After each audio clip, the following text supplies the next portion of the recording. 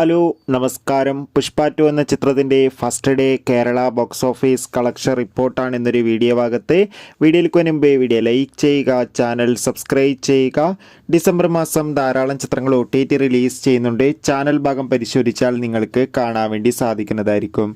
അല്ലു അർജുൻ, ഫഹദ്, രേഷ്മിക എന്നൊക്കെ പ്രധാന കഥാപാത്രങ്ങളായെത്തിയ ചിത്രമായിരുന്നു പുഷ്പ 2.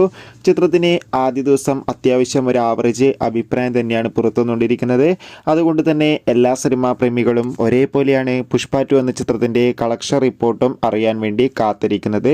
ഫൈനലി ചിത്രത്തിൻ്റെ ഏറ്റവും പ്രധാനപ്പെട്ട കേരള ബോക്സ് ഓഫീസ് കളക്ഷൻ റിപ്പോർട്ടൊക്കെ പുറത്തുവന്നുകൊണ്ടിരിക്കുകയാണ്.